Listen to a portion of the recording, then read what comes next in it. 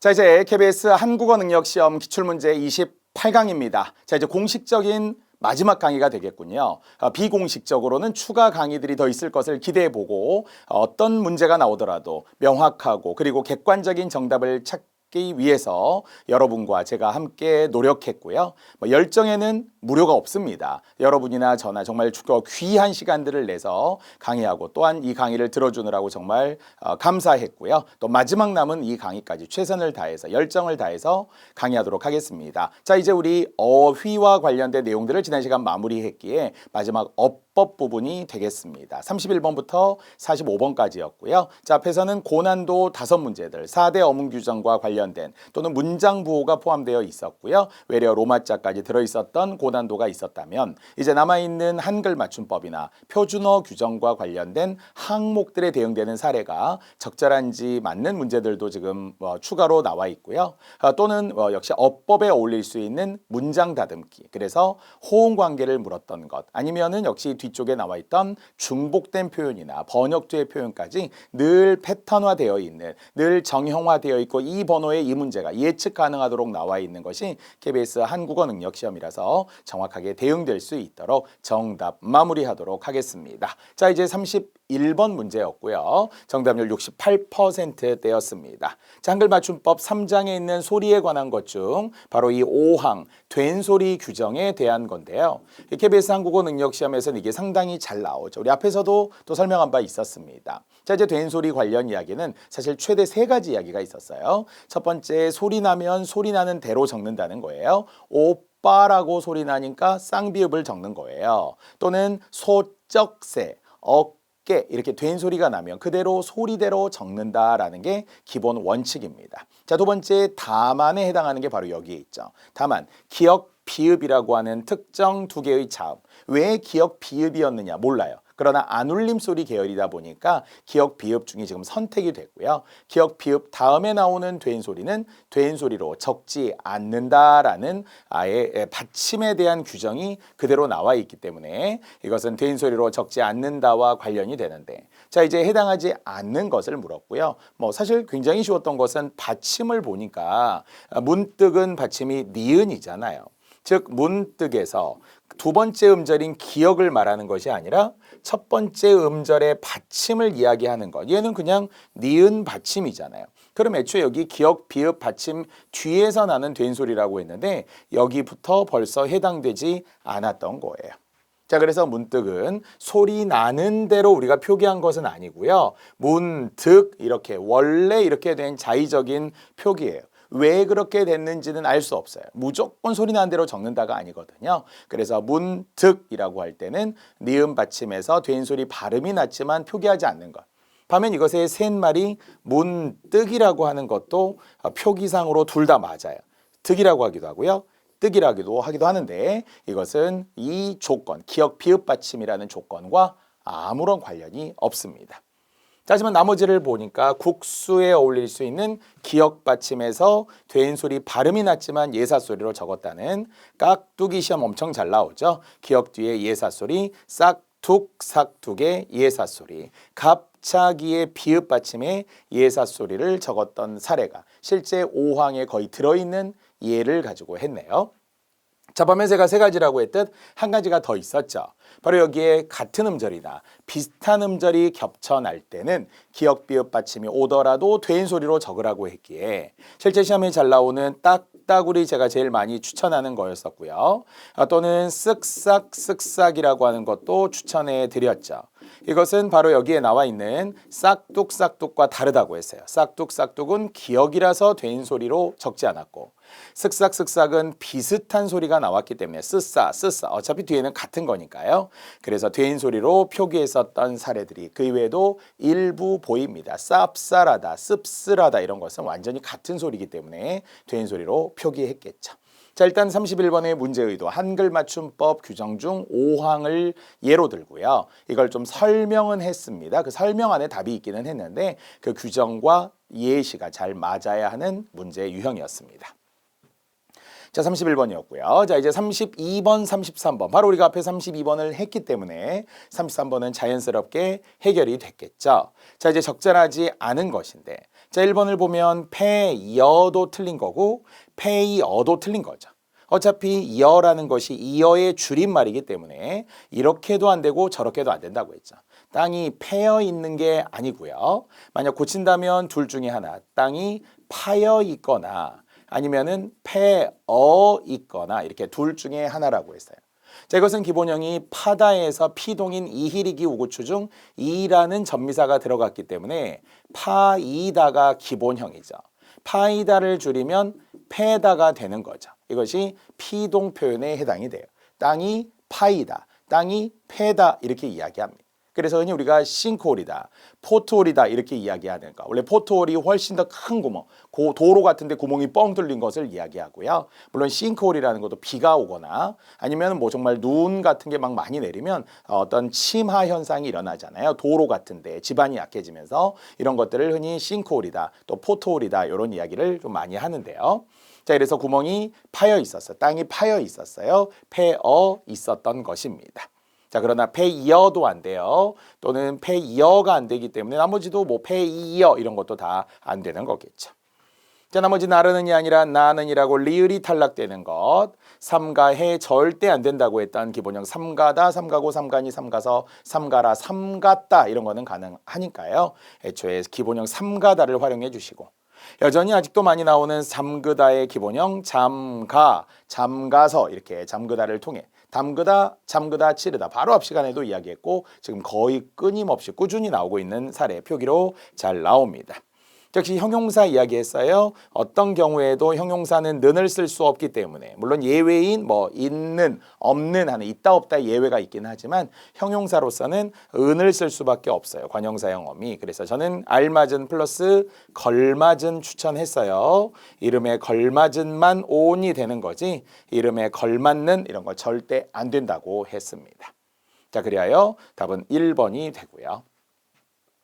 자, 35번 역시 표기를 물었는데요. 적절하지 않은 65%대입니다. 자, 그랬더니 정답 4번을 보면 연휴가 사흘 뿐이어서 이렇게 이야기했는데 일대 뿐은 조사니까 뭐 붙이기는 해야 되겠죠. 다만 여기서 말하는 것은 이어서가 아니라 이어서가 된다는 이야기를 하려는 거예요. 기본형으로 따지면은 사흘 플러스 뿐 플러스 이다. 즉 서술격 조사 이다를 쓰게 된 거고요. 자, 이 서술격 조사 이다를 활용하게 되면 역시 이다, 이고, 이니, 이어서, 이었다 이렇게 활용을 하게 된 거죠. 근데 우리가 자꾸 발음 때문에 사흘뿐 이어서, 사흘뿐 이었다 이렇게 발음할 가능성이 있을 뿐이지 실제 표기로는 100% 어라는 표기 형태만 존재하므로 역시 줄여도 안 되죠. 사흘뿐 이어서 뭐 이런 말 우리가 잘 안 쓰잖아요. 사흘뿐 이다. 그래서 서술격 조사의 이다의 활용이므로 이어서 이었다 이렇게 쓰면 되겠습니다. 자, 나머지 모두 맞다라는 거고요. 실제로 보니 미남이대 할 때 어이의 대를 썼다라는 것은 미남이더라 그런 말이죠. 그래서 실제로 보니까 미남이네 이렇게 말하는 것이 어이의 더와 관련된 어이의 더라는 것은 과거 회상과 관련된 선어말 어미거든요. 따라서 이더라의 준말이 어이의 대 형태를 그대로 쓰면 되고요. 이거와 전혀 상관이 없지만 저 사람 미남이다라고 하니 이렇게 말할 때 있잖아요. 저 사람 미남이야 이렇게 말할 때는 미남이라고 해일 때는 아이의 대 형태를 쓰기도 하죠. 미남이다라고 하니 이런 거죠. 미남이다 이렇게. 그 사람 미남이대 이렇게 미남이라고 하니 이렇게 말할 때는 아이의 대가 되기 때문에 아이의 대도 되고 어이의 대도 돼요. 이거는 두 가지를 구별해야 합니다. 자, 다시 예쁘대하고 비슷한데요. 예쁘대가 어이의 대를 쓰기도 하고 예쁘대가 아이의 대를 쓰기도 해요. 전혀 달라요. 둘 다 맞지만 자, 이때 어이의 대라는 거는 뭐라고 했어요? 더에서 온 말이기 때문에 예쁘더라. 어제 결혼식장에 갔더니 그 신부가 예쁘더라 이렇게 말할 때는 어이의 대를 써요. 자, 하지만 예쁘대를 아이로 쓸 때는 예쁘다고 하니 이런 말이에요.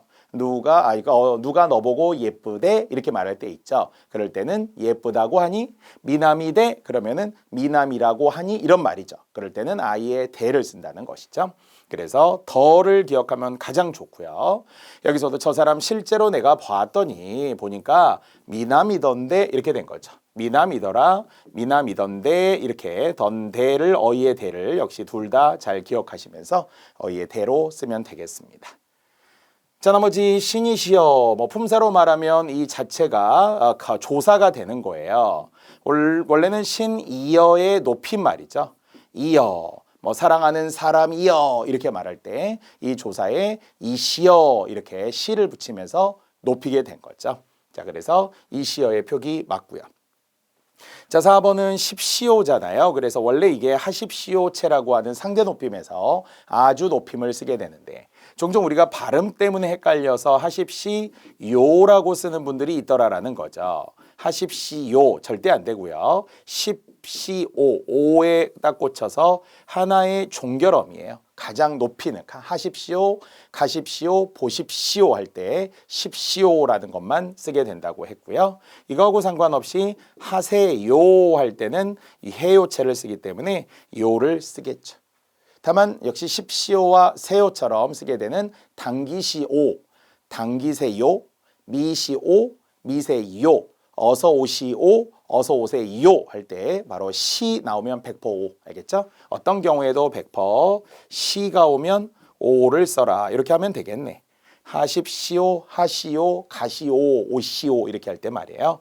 아니면은 세를 쓰면 요를 쓴다고 생각하면 되겠네. 그래서 어서 오세요, 가세요 이렇게 하면 되겠죠. 자, 5번도 식량이 모자란다든지 이것은 어떤 것을 선택해도 좋은 다든지라고 하는 어미예요. 그래서 모자라다에서 비롯된 건데 모자란다 든지 할 때 든지라고 하는 것은 일반적으로 어떤 것을 선택했을 때 상관이 없다 이런 의미의 든지가 돼요.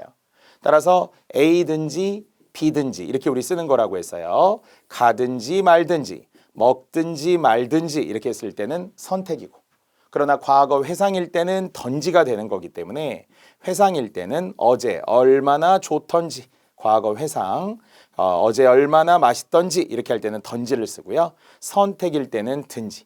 자, 이 내용에 의하면 식량이 모자란다든지 아니면 넘친다든지 아니든지 말든지 가든지 한다든지 이런 것들이 다 선택의 지금 일부를 나타내는 말이에요. 그래서 연결 어미로서의 든지가 일부 포함이 되어 있어서 표기로 적절합니다. 자, 이제 틀린 것은 35번의 4번 사흘뿐 이 여서가 아니라 이 어서가 되어야 되는 것 띄어쓰기까지 포함해서 기억하시면 됩니다. 자, 이제 37번으로 넘어갈게요. 정답률 쉬웠습니다. 자, 이제 표준어 규정 중에 준말이 널리 쓰이고 본말이 잘 쓰이지 않으면 준말만을 표준어로 삼는다라고 하는 이 표준어 14항, 표준어 사정원칙 중 14항 규정에 관련됩니다. 원래 규정은 셋 중 하나거든요. 첫 번째, 준말만을 표준어로 정하거나 두 번째, 본말만을 표준어로 정하거나 세 번째, 두 가지가 널리 쓰이면 모두 표준어로 정한다라고 하는 거예요. 그래서 역시 약속된 거기 때문에 어떤 게 준말인지 본말인지 왜 얘가 표준어인지는 하나가 널리 쓰이기 때문에 그렇다라는 대전제를 바탕으로 해서 이제 암기하면 되는데요. 자, 역시 부정형. 계속 우리 앞에서도 이야기했지만 지금 앞에 어휘 문제나 그리고 지금 여기에 어법 문제들이 부정형 문제가 엄청 많아요. 이번에도 보니까 15문제 중에 무려 13문제가 부정형 문제, 적절하지 않은 것, 옳지 않은 것, 알 수 없는 것, 타당하지 않는 것, 지금 이런 게 지금 나왔어요. 자, 그러면은 결국 준말만 표준어인 경우가 4개라는 거고요. 아닌 경우가 하나가 있다라는 건데. 자, 3번은 결과적으로 준말인 서둘다나 본말인 서두르다가 모두 맞는 경우죠. 자, 이것은 둘 다 인정이 되는 거기 때문에 준말로도 맞고 본말로도 맞더라라는 거예요. 자, 반면 나머지는 준말만 맞기 때문에 귀찮다는 맞고 귀치 않다라는 건 사실 우리가 쓰지 않죠. 장사꾼을 뜻하는 사람의 장사치는 맞아도 장사 아치는 틀리죠. 자, 또는 뱀이 ጧ리를 틀고 있다 이렇게 둥글게 사려놓은 것을 ጧ리라고 이야기하죠. 뱀에 많이 쓰고 할머니들, 어머니들, 아낙네들 얘들이 항아리 머리에 일 때 조그만 새끼줄 같은 거 이렇게 말아서 머리에다 얹혀놓죠. 무거우니까. 자, 그래서 충격을 완화하기 위해 또아리를 튼다라고 하지 여기에 쓰이는 또아리는 표준어가 아니에요. 다만 이제 또아리라는 것은 전혀 다른 단어로 어떤 농기구 중에 갈퀴라고 하는 게 있어요. 그런데 그 갈퀴발의 어떤 일부분을 뜻하는 또아리라는 게 있지만 지금 우리는 준말 본말에 또아리는 표준어, 또아리는 이때는 비표준어. 자, 온갖 맞지만 원래는 온 가지에서 온 말이긴 한데요. 그러나 온 가지라고 우리 하지 않고요. 온갖 사람들, 온갖 물건 이렇게 준말을 표준어로 정하게 된 겁니다. 자, 다만 이제 3번을 보니까 추가 설명하고 싶은 게 있어요. 둘 다 맞는 것 중에 예를 들어서 서둘다, 서두르다와 비슷한 것 중 서툴다도 맞고요. 서투르다도 맞죠. 또는 갖다, 물건을 갖다라는 준말도 맞고요. 본말인 가지다라는 것도 맞아요. 아니면은 역시 준말인 설다라는 것도 맞고 서럽다라는 것도 맞아요. 그런데 여기서 주의해야 될 게 있어요. 준말과 관련된 제약이 있는데요. 용언 중에 준말은 모음어미가 올 수 없다 이런 말이 있어요. 모음어미가 올 수 없다라는 것은 서둘다에는 모음어미가 올 수 없어서 서둘러 이런 말이 없어요. 야 빨리 서둘러 이런 거 안 돼요. 그냥 서둘러, 서두르다의 준말이 서둘러져. 르 불규칙이 되면서 따라서 준말은 모음어미가 올 수 없다. 또 해볼게요. 서툴어 안 되죠. 물건을 갓어 이런 거 안 되죠. 설어 이런 거 안 돼요. 자, 그런 것처럼 결과적으로 모음어미가 올 수 없다라고 하는 것을 준말 형태로서 기억해 주시고 다만 이제 서툴러, 가져 아니면 서둘러 이런 거는 가능하고요. 물론 이것은 설워라고 하는 것은 가능하긴 하네요. 이것이 비읍 불규칙이 되면서 설 자체를 우리가 말하는 건 아니고 비읍이 오나 우로 바뀌기 때문에 얘는 가능하네요. 설워도 되고 서러워도 돼요. 설운도 되고 서러운도 되고 이렇게 기본형도 기본형이건데 활용하는 것까지 공부하시면 더 좋고요. 다만 주의해야 될 게 있어요. 이거하고 전혀 상관이 없는데 애달다라는 말과 애달프다라는 게 왠지 형태상으로 보면 준말, 본말의 형태처럼 보여요. 하지만 애달다라는 것은 고어, 그러니까 예로부터 쓰던 말인데 이것은 표준어로 삼지 않는 대표 사례고요. 예, 애달프다만 유일하게 표준어가 되어서 활용하면 애달파, 애달파서 매우 막 슬프다 이런 거 할 때 있잖아요. 애달픈 마음 이렇게 해요. 그래서 요 글자가 혹시라도 시각적으로 좀 친숙하신 분들이 있으면 옛날 고전 문학 같은 데에는 이렇게 썼어요. 1933년 한글 맞춤법 통일한 이전 당시에는 이런 표기들을 썼어요. 하지만 지금은 무조건 틀려요. 그러니까 둘 다 뭐 준말 본말이라고 어떤 형태를 놓고 둘 다 맞다고 보시면 안 돼요. 자, 3번은 둘 다 맞는 것이라서 조건에 해당되지 않았습니다. 자, 39번이고요. 표준 발음입니다. 의외로 정말 이 발음에 대한 어려운 문제들이 있죠. 우리 앞에서는 국어 문화와 관련하여 유음화의 예외와 관련된 표준 발음법 20항 이야기를 배웠어요.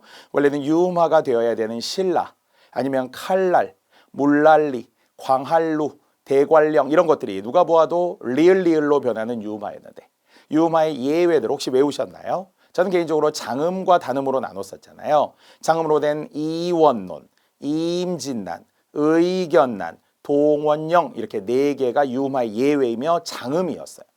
반면 단음이었던 것 중 상견례, 공권력, 결단력, 생산량, 횡단로, 입원료, 구군유 이런 것들이 있었잖아요. 이렇게 좀 많은 부분들이 있었습니다만 유음화의 예외라고 하는 거예요. 경계에서 이루어지다 보니까 일종의 기득권, 텃세 때문에 리을이 아니라 오히려 니은으로 발음된다고 했었죠. 자, 이것은 그거보다는 좀 더 쉬워 보이기는 하는데요. 자, 조건을 정확하게 15항으로 주면서 자, 받침 뒤에 모음으로 시작되는 실질 형태소가 연결될 때 1단계 대표음으로 바꾸어서 첫 번째 뒤음절 첫 소리로 옮겨 발음한다. 다만 조건이 실질 형태소라고 했어요. 모음 실질 형태소. 자, 이제 그렇다면 실질 형태소의 반대인 형식 형태소라고 하는 거하고 구별하라는 거예요. 모음 형식 형태소라고 하는 것은 일반적으로 조사나 어미나 접사 같은 것을 이야기해요.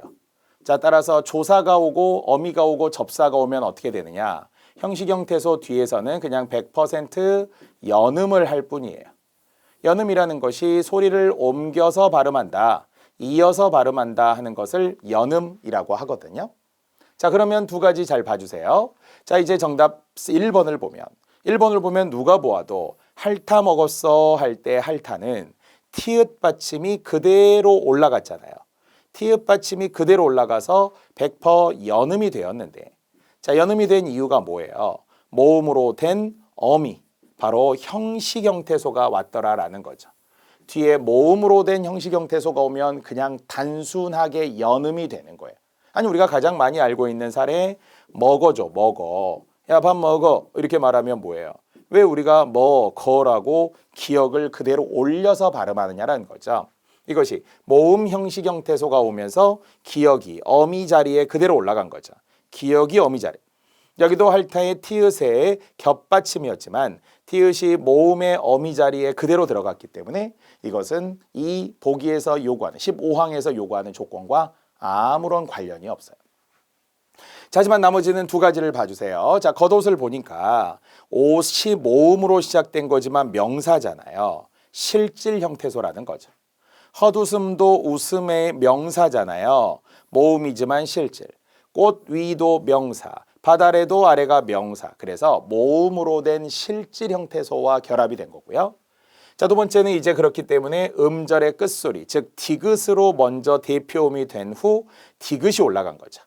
헛웃음도 디귿으로 음절의 끝소리가 된 후 올라간 거고요. 꽃도 디귿이 됐다가 올라갔고요. 바다래도 디귿이 되어서 올라간 거죠. 그렇기 때문에 이 두 가지 조건에 모두 부합하게 된 거예요. 따라서 이 이야기를 전체로는 한 세 가지로 기억해 주세요. 모음으로 된 형식 형태소냐 실질 형태소냐. 여기서는 실질 형태소가 나왔죠. 실질 형태소가 뭐예요? 그럼 명사 같은 거예요. 명사의 대명사, 수사 같은 플러스 알파 이런 것들을 실질적인 의미가 있는 실질 형태소라고 해요. 그래서 국어에서는 3대 형식 형태소라는 말을 엄청 많이 쓰거든요. 조사나 어미나 접사, 조사, 접사, 어미 이런 것을 3대 형식 형태소, 다른 말로 문법 형태소라고 해요. 그래서 모음으로 된 형식 형태소와 모음으로 된 실질 형태소는 엄청 달라요. 그래서 모음 실질 형태소가 오면 대표음으로 바꾼 다음에 그리고 나서 뒤에 결국 연음을 하게 되었다. 대표음으로 바뀌어서 겉옷이, 헛웃음이, 꽃 위가 바다래가 된 거죠. 자, 이런 조건들을 잘 따져봐야 하겠고요. 하지만 바다래하고 전혀 상관이 없는 것 중에 비슷하지만 두 가지 다른 거 해도 되겠죠? 밭이, 밭을 이런 게 이제 차이가 있었잖아요. 밭이는 구개음화에 의해서 디귿티읕이 이 모음과 함께 와서 지읒치읒으로 바뀌는 것이 구개음화, 구개음이 아닌 소리가 구개음으로 바뀐 거고요. 하지만 밭을은 이제 모음의 형식 형태소가 왔는데 이 모음이 아닐 때는 그대로 연음을 통해서 밭을이 되는 거죠.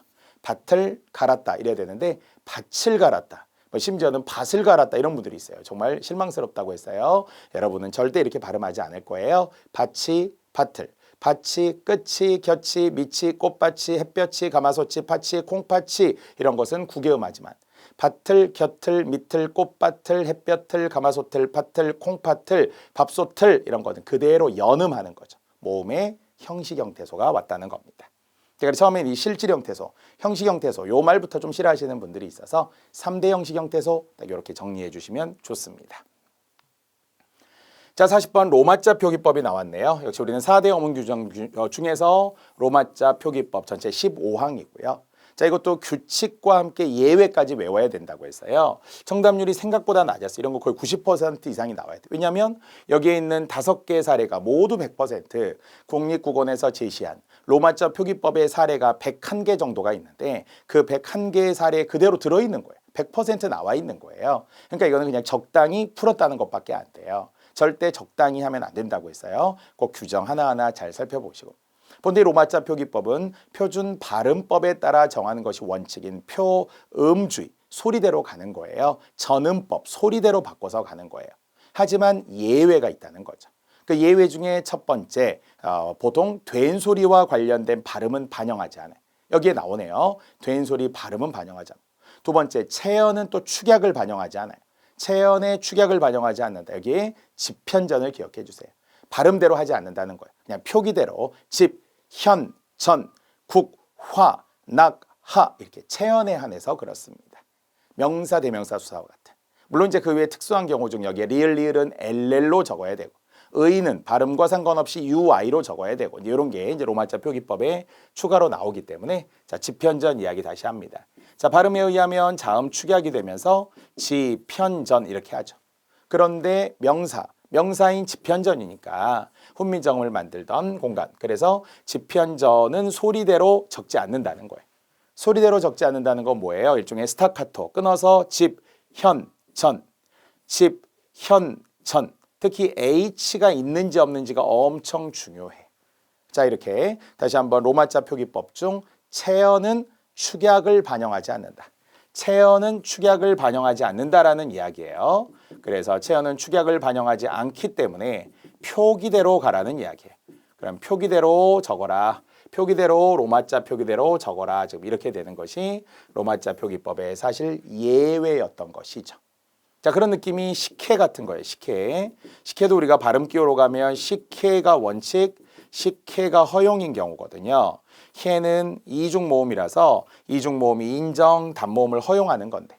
다만 로마자는 허용이 아니라 원칙으로 간다 하더라도 역시 체연의 축약은 반영하지 않기 때문에 결국 또 이렇게 쓰면 안 된다는 거예요.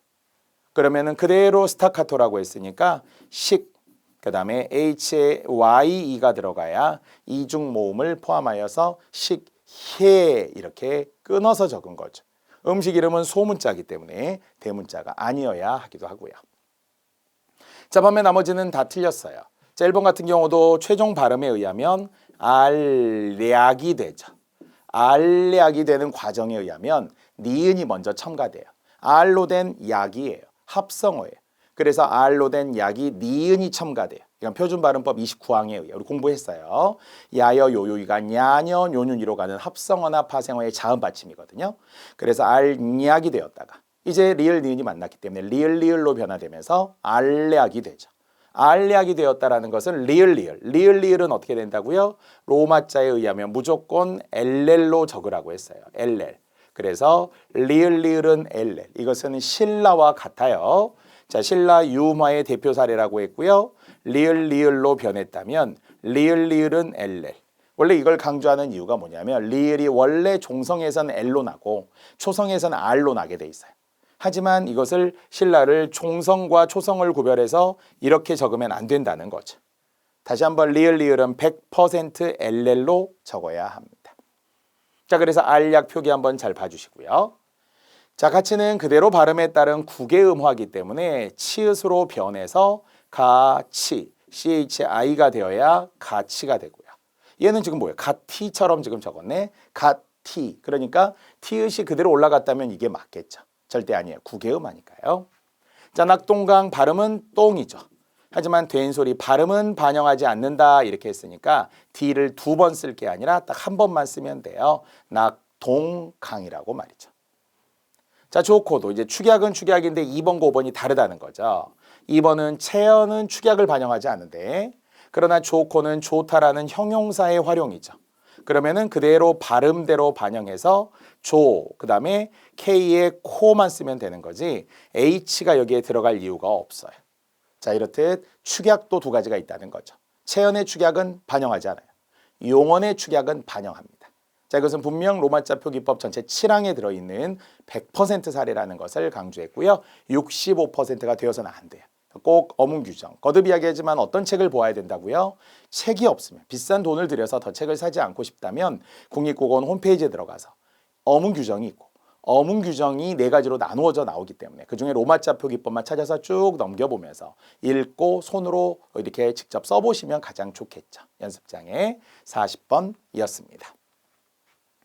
자, 이제 41번부터 45번까지 모두 어법과 관련되긴 하는데요. 즉 문장입니다. 고쳐쓰기와 주로 관련되고요. 자, 자연스럽지 않다라는 의도가 이것은 전체 문장의 흐름을 지금 고려하라는 거였어요. 그러니까 자연스럽지 않다라는 게 따로따로 끊어진 어떤 주술관계 이런 걸 묻는 것이 아니라 전체적인 측면에서의 일관성을 묻는 거예요. 그래서 일관성에서 제일 위험한 게 뭐냐? 전혀 어울리지 않는 문장은 통일성에 해당하는 거지만 뭔가 접속어 같은 거 있죠. 지시어 같은 거 있죠. 이런 걸 주목해서 보라는 거예요. 자, 보았더니 정보화 시대에 한글이 각광을 받고 있대요. 뭔가 한글이 좋다 이렇게 되는 게 뭐 팔이 안으로 굽어서가 아니라 또 다른 전 세계 학자들도 많이 동의하는 이야기라는 거예요. 자, 뭐 최적의 문자라고 말하기는 어렵겠지만 일본의 가나, 가다가나, 이 히라가나 이런 가나 문자나 아니면 한자에 비해서 한글이 가지고 있는 경쟁력이 있어서 좋다라는 거예요. 자, 이야기를 들어보니까 중국의 한자 5만 자나 되긴 하는데 별로 안 좋아요. 표기할 수 있는 음절이 제한되어 있다. 그래서 한자 별로 안 좋아요. 이런 이야기했고. 또 뒤에서 일본의 가나의 경우도 마찬가지로 뭔가 알파벳으로 발음을 입력하고 변환해야 되기 때문에 별로 안 좋다는 이야기죠. 그래서 아까 우리 이야기한 것처럼 일본의 가나와 중국의 한자어가 다 안 좋다라는 두 가지를 와과로 묶었다면 자, 3번에 중국어 안 좋아요, 일본어 안 좋아요가 어떤 관계여야 된다고요? 대등 관계여야죠. 대등이라는 것은 또한 이런 거 있잖아요. 또한, 그리고 뭐 이런 거 있죠. 아니면은 뭐 거기에 그 위에 더하여 그러면 뭐 게다가 이런 것도 가능하다고 본 거예요. 대등 첨가니까. 근데 지금 결론적으로 4번에 하지만이라는 역접의 접속어가 왔다는 거죠. 역접의 접속 부사가 왔다는 거예요. 그럴 이유가 없죠. 하지만은 오히려 우리나라 한글의 우수성이 나올 때 하지만이 나와야 하지 않을까요? 바로 여기에서 하지만은 차라리 이 자리죠. 그러나 하지만 반면 이렇게 역접 관계가 한글에서 새롭게 와야 된다고요. 문자를 입력하는 즉시 기록되는 한글은 이제 소리 글자이기 때문에 그대로 소리대로만 쳐주면 되더라라는 거거든요. 한자는 표음 글자이고 일본도 한자가 들어있으면서 이렇게 변환을 다시 해야 될 때가 있거든요. 그래서 우리가 컴퓨터 자판으로 보더라도 한글은 또 모아쓰기를 하고 표음주의 문자이다 보니까 그래서 경제적 효과가 있더라, 장점이더라, 시간적으로 경제적이라는 것이 단순히 돈을 말하는 것만을 의미하는 것이 아니에요. 시간적으로도 막 단축되고 그런 의미의 경제적 효과가 있다 이렇게 말한 겁니다. 자, 그렇기 때문에 결국 정답 4번은 딱 하나 접속어의 사용이 이 문장에서 앞뒤 문맥을 통해서 적절하지 않았다라는 이야기였네요. 자, 43번입니다. 자, 이제 가장 흔한 문장 성분의 호응의 문제였었고요. 크게 어렵지 않았습니다. 자, 3번 그녀는 해마다 이맘때쯤 해외여행을 떠나곤 한다. 뭐 전혀 문제가 없죠. 그녀는 해외여행을 떠나곤 했다고. 떠나곤이라는 것은 떠나고는 했다 이렇게 줄임말이거든요. 뭐 전혀 문제가 없죠. 자, 반면 1번 언젠가는 차를 사들였다. 이상하죠. 언젠가라는 부사인데요. 언젠가는 원래 호응이 두 가지기는 해요. 미래의 어느 때이기도 하고요. 아니면은 과거의 어느 때이기도 해요. 그래서 특이하게 한 단어가 상반된 두 가지 시제를 다 받고 있어요. 근데 지금 이 느낌은 뭐예요? 내가 언젠가 아버지께 꼭 차를 사드리겠다. 이렇게 미래 시제와 와야 되기 때문에 언젠가 꼭 차를 사드렸다. 이상하잖아요. 꼭이라는 것은 아직 일어나지 않은 일에 대한 다짐이죠. 내가 꼭 합격하겠다. 이런 미래 이야기거든요. 그래서 언젠가 꼭 사드리겠다. 이런 미래 시제로 와야 되므로 이 과거 시제는 어울리지 않았어요. 하지만 과거 시제로 쓸 수도 있어요. 언젠가 그런 적이 있었지. 언젠가 과거에 이랬었어. 이렇게 하는 것은 과거에 이랬었지. 이렇게 하는 그 시점을 말하는 거예요. 따라서 문장을 보고 과거인지 언제인지 판단되는 언젠가라고 하는 부사였고요. 뒤에 조사, 보조사 는을 붙였죠. 자, 이번도 역시 뭐 다 아는 것처럼 설마라고 하는 것은 뒤에 의문형을 수반하는 거잖아요. 설마 이 사람들이 나를 배신할 것인가? 이렇게 설마 뭐뭐 하겠어? 이렇게 말하는 불확실한 사실에 대한 추측. 의문형으로 오게 되는 거죠. 설마 뭐뭐 하지 않을 뭐 하겠느냐 이거니까 틀림없다 이런 거 절대 호응되지 않습니다. 자, 4번의 오답자들이 많았다고 하지만 워낙 비문의 대표 사례거든요. 인간은 자연을 지배하기도 하고 이것은 문제없이 맞는 목적어에 대한 타동사예요. 그런데 뒤에 지배당하기도 한다라고 하는 것은 자연을 지배당할 리가 없잖아요. 그러면 이것은 목적어에 의한 피동 표현이 아니에요. 당한다라는 것은 피동이기 때문에 목적 없이 뭔가 새로운 성분이 들어가야죠. 그래서 자연에 지배당하기도 한다. 그러니까 자연을 지배하기도 하고 자연에 지배당하기도 한다라는 것이 하나는 목적어의 타동사고요. 두 번째는 부사어의 피동 표현이 온 거예요. 결과적으로 호응이 정확하게 되어야 되는 대등 관계일 때는 끊어서 잘 살펴주세요. 선생님 자연이겠죠 뭐. 자연 지배, 자연 뭐 당하고 뭐 다 되죠. 이렇게 하면 안 돼요. 항상 문장 성분이라는 건 기계적인 대응이기 때문에 정확하게 따져보는 것이지 그냥 대충 소재가 같다고 맞는 게 아닙니다. 자, 5번도 여간 힘들었다고 말했다. 여간 힘들었다 이렇게 쓰면 안 되죠. 다시 여간이라는 것은 100% 부정어가 오게 되거든요. 여간 부정어라는 것이 같은 말로는 매우 긍정이라는 말과 같은 말이에요. 자, 그렇다면 여간 힘들지 않았다. 그러면 뭐라고요? 매우 힘들었다. 그런 말이죠. 자, 그렇다면 여간 힘들었다. 이렇게 안 되는 거고요. 다시 김 과장은 그 사원을 다루는 일이 여간 힘들지 않다고 말했다. 바꿔 말하면 매우 힘들었다는 이야기네.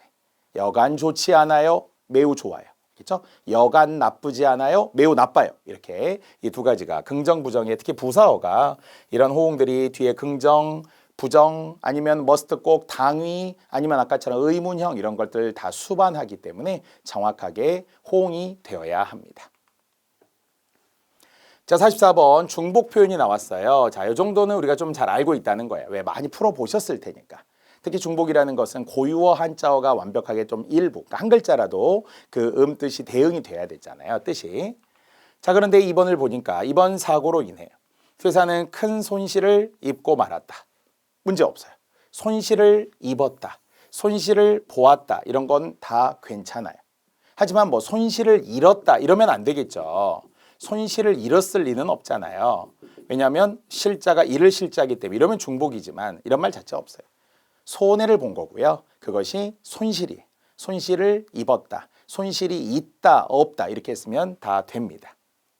자, 그러나 이제 나머지는 모두 중복이 있고요. 워낙 우리 많이 쓰는 미리와 예가 겹쳤기 때문에 미리와 겹치는 사례는 아예 예자와 절대 올 수 없다고 봐야 되겠죠. 미리 예고, 미리 예상, 미리 예측, 미리 예견, 미리 예단 이런 건 다 틀린 말이에요. 다 중복된 표현이고요. 미리 예자입니다. 자, 3번에서도 오래된 숙원이었다 이랬는데 이 숙자가 오래 묵을 숙자예요. 원래 여러분이 알고 있는 거는 잘 숙자이죠. 숙소, 숙박이라고 할 때. 하지만 오래 묵을 숙자를 주면서 오래 묵은 소원이라는 거예요. 오래 묵은 소원. 알겠죠? 그래서 오래 될 숙 이렇게 그대로 제가 그냥 써볼게요. 오래 묵을 숙 이렇게 사전에도 나와 있어요. 묵을 숙이라고도 하거든요. 오래됐다는 이야기죠. 자, 그래서 오래된 소원이라는 점에서 역시 뭔가 하나를 빼라는 거예요. 여기서는 그냥 예고면 되고요. 숙원이었다 이래도 되고 아니면 오래된 소원이었다 이렇게 가도 되겠네요. 자, 4번에서도 분명히 명시. 어차피 명자가 두 번 겹치기 때문에 중복됐다는 느낌은 금방 보였네요. 분명하게 보여주었어요. 자, 이때 명시라는 말과 분명이라는 말이 겹쳤네요. 발글명으로. 자, 5번도 새로운 신곡에서 누가 보아도 신곡이라는 것이 새로운 노래를 뜻하는 거기 때문에 새로울 신자에 노래곡자를 쓰기만 하면 신곡이라는 말이 새로운 노래니까 다시 둘 중에 하나 고유어를 남기거나 한자어를 남기거나 하면 되는데요. 보통은 고유어를 많이 쓰자고 하죠. 그럼 새로운 노래 이래도 되는데 보통 우리가 이제 신곡 이렇게 거의 다 굳어졌다라는 겁니다. 따라서 흔하게 우리가 앞에서 했던 역전 앞부터 앞으로 전진, 뒤로 후퇴, 오른쪽으로 우회전, 왼쪽으로 좌회전 이런 것도 있었지만 놓치기 쉬운 거 있었다고 했어요. 뇌리 속을 스쳐갔다 할 때 속리자가 겹치는 것. 또는 우리가 뭐 어떤 백주대낮에 그러면 백주라는 게 대낮이거든요. 아니면은 역시 놓치기 쉬운 우리가 잘 몰라서 그런데 일제강점기 36년 형극의 가시밭길을 걸어왔다. 형극이라는 게 가시밭이에요. 그래서 같아요. 형극의 길을 걸어왔다. 가시밭길을 걸어왔다. 이렇게 둘 중에 하나로 쓰고 그때 당시에 이런 거 안 된다고 했어요. 그때나 당시나 같은 말이에요. 기자들도 잘못 쓰는 우리말 이렇게 KBS 한국어능력시험에서 자주 쓰이는 것이 이 중복된 표현을 좀 피하는 겁니다. 자, 그래서 적절한 것은 2번이 되었네요. 자, 이제 마지막 45번 번역투의 문장이 되겠고요. 자, 역시 번역투라 하면 두 가지가 가장 잘 나온다고 했어요. 첫 번째는 영어식 표현도 있고요. 두 번째는 일본어식 표현이 있어요. 근데 사실 일본어식 표현을 잘 모를 수 있잖아요. 저는 일본어 모르는데 이럴 수 있으니까. 그렇다 하더라도 역시 영어식 표현을 비롯해 우리말답지 않은 걸 최대한 기억해 주세요. 그랬더니 5번은 이번 장면은 이 영화의 백미의 다름 아니다. 맞아요. 이게 일본 말이에요. 오카나라 나이, 오카나라 나이, 뭐뭐의 다름 아니다. 이런 말이 일본식 표현이라고 해서 고쳐야 되는데 근데 백미이다라는 말인 거지 백미라고 할 수 없다는 건 해석이 틀린 거잖아요. 즉 뭐뭐의 다름 아니다가 아니라 뭐뭐와 같다. 무엇이다. 이렇게 우리말에 쉬운 말이 있으니까 쓰라는 거예요. 그래서 이번 장면은 이 영화의 백미인 거예요.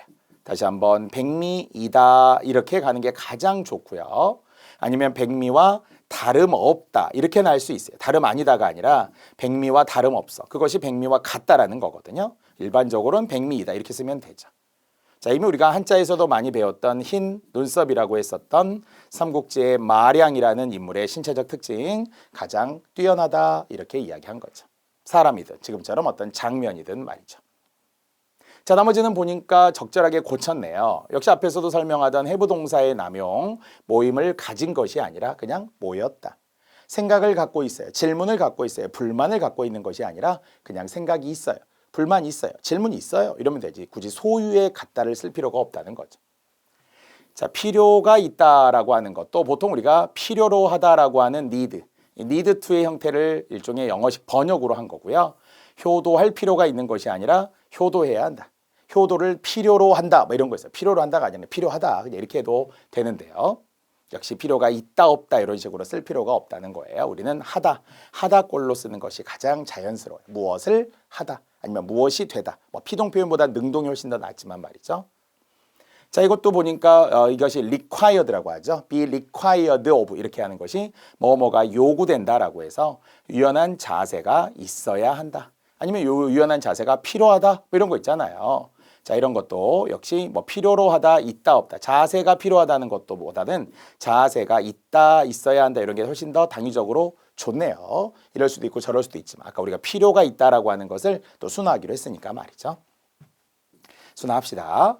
자, 4번도 보니까 뭐뭐에 의해 이것도 뭐 바이라고 할 수도 있고요. 니오떼라고 하는 일본식의 표현이 있다 보니까 역시 이것도 뭐뭐에 의해가 아니라 폭력으로 진압되었다 이런 식으로.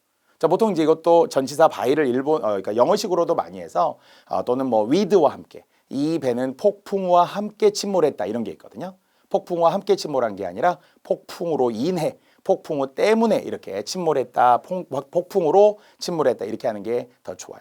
물론 이제 우리가 여러 가지 번역, 우리도 알게 모르게 거듭 부지불식간에 사용하고 있는 번역대의 표현이 되게 많습니다. 하지만 그런 표현들이 틀렸구나라는 걸 좀 인식하고 바꿀 수 있는 그런 노력도 필요하고요. 그럼 제일 많이 나오는 게 뭐뭐에 있어서, 니 오이데 공부하는 데 있어서, 일하는 데 있어서, 배우는 데 있어서 이렇게 하는 굳이 불필요한 있어서 대신에 공부하는 데, 일하는 데, 사랑하는 데 이렇게 할 때 그냥 데라고 줄여서 뒤에 있어서라고 하는 것을 빼야 하는 것. 이게 시험에 또 아주 많이 나옵니다.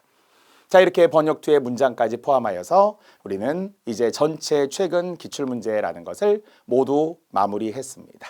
자, 처음 시작할 때 지금 제가 여러분들이 쓰신 글들 저도 소통을 하면서 질문도 하시고 제가 또 답변도 하고 있는데요. 정말 믿을 수 있었느냐, 정말 이게 무료라는 게 맞냐 이런 이야기들이 꽤 많았는데요. 강의를 들어보니까 샘플부터 달랐다. 그리고 이 선생님의 열정이 정말 대단하다. 정확하게 강의해 주셨다. 이런 이야기에 저도 많이 힘을 얻었고 현재 이 강의까지 여러분이 첫 시험을 앞두고 있는 분들 또 두 번째 시험도 있는 분들 이렇게 있으시겠지만 그 시험 전까지 제가 최선을 다해 약속을 지켰고 또 그 약속을 목숨보다도 소중하게 여기고 저도 지금까지 강의를 해왔습니다. 자, 우리 국립국어원에 의하면 이제 이런 내용이 들어있죠. 우리 국립국어원에 의하면 우리말이 우리의 미래입니다. 이렇게 돼 있거든요. 우리말이 우리의 미래입니다. 자, 이런 말들을 저 역시도 좋아하고요. 국어를 가장 좋아하고 사랑하고 저도 관심을 갖습니다. 뭐 강의하느라고 저도 뭐 재밌게 하고 막 비속어를 쓸 때도 있습니다만 우리말을 우리의 미래로 생각을 하시면서 소중한 자산으로 그리고 정말 최애하셔서 이 점수를 위한 KBS 한국어 능력 시험이 아니라 국어라는 과목과 국어라는 이 학문을 더 사랑하고 좋아하고 관심을 가지셔서 누구보다도 세계 최고의 언어를 국어를 구사할 수 있는 자랑스러운 여러분이 되시기를 또 진심으로 기원합니다. 자, 이제 최신 기출문제 강의 KBS 한국어 능력시험 강의는 여기까지 하겠습니다. 그동안 S였습니다.